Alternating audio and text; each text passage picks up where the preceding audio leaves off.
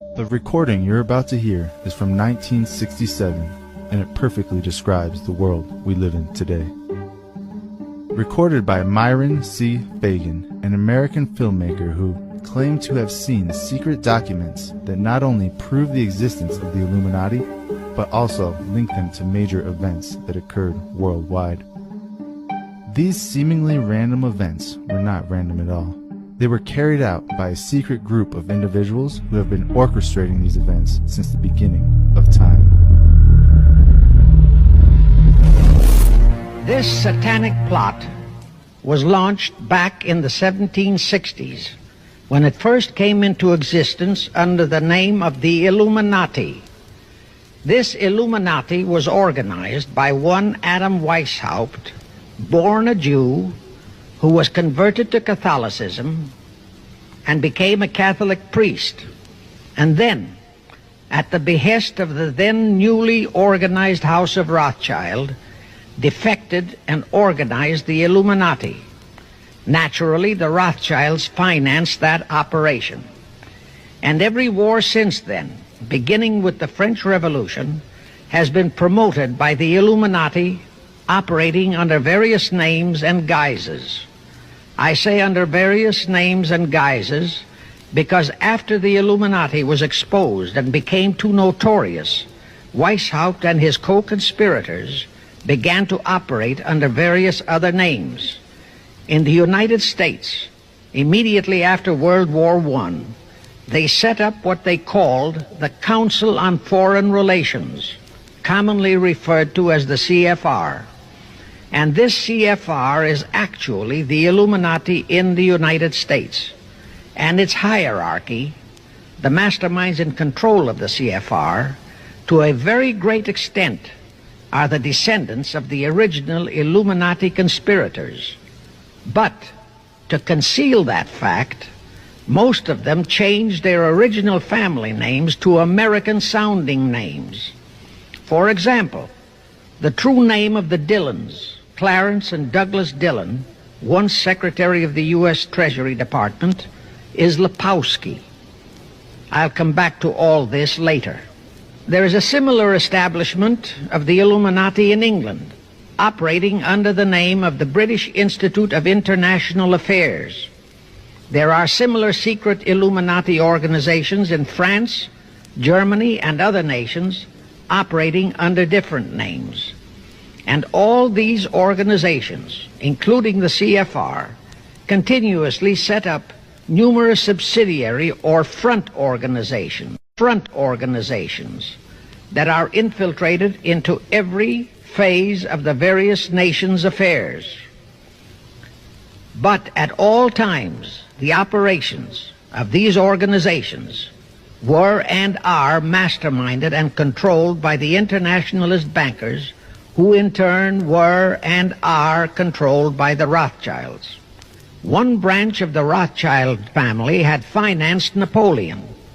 Another branch of the Rothschilds, both branches the real masterminds of the Illuminati, financed Britain, Germany, and the other nations in the Napoleonic Wars.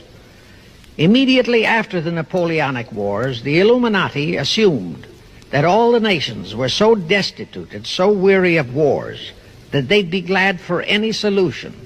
So the Rothschild stooges set up what they called the Congress in Vienna, and at that meeting they tried to create the first League of Nations, their first attempted one world government, on the theory that all the crowned heads of the European governments were so deeply in debt to them that they would willingly or unwillingly serve as their stooges.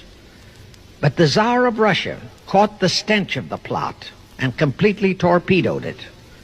The enraged Nathan Rothschild, then the head of that dynasty, vowed that someday he or his descendants would destroy the Tsar and his entire family. And his descendants did accomplish that very threat in 1917. At this point, bear in mind that the Illuminati was not set up to operate on a short-range basis. Bear in mind that the Illuminati was not set up to operate on a short-range basis. Normally, a conspirator of any type enters into a conspiracy with the expectation of achieving his objective during his own lifetime. But that was not the case with the Illuminati. True, they hoped to accomplish their objective during their lifetime. But, paraphrasing The Show Must Go On, the Illuminati operates on the very long-range basis. Whether it will take scores of years or even centuries, they have dedicated their descendants to keep the plot boiling until they hope the conspiracy is achieved. Now let's go back to the birth of the Illuminati. Adam Weishaupt was a Jesuit-trained professor of canon law, teaching in Ingolstadt University when he defected from Christianity to embrace the Luciferian conspiracy.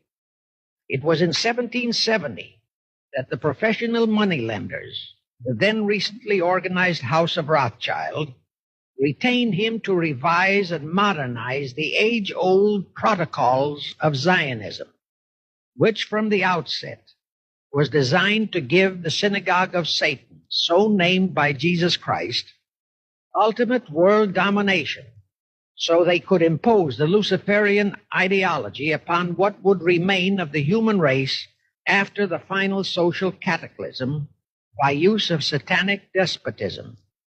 Weishaupt completed his task May 1st, 1776.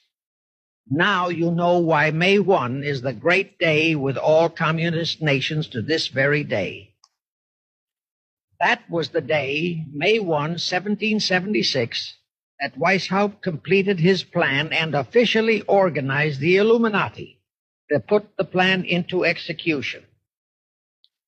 That plan required the destruction of all existing governments and religions. That objective was to be reached by dividing the masses of people whom he, Weishaupt, termed Goyim, or human cattle, into opposing camps in ever-increasing numbers on political, social, economic, and other issues. The very conditions we have in our country today. The opposing sides were then to be armed and incidents provided, which would cause them to fight and weaken themselves and gradually destroy national governments and religious institutions. Again, I say, the very conditions in the world today. Now, just why did the conspirators choose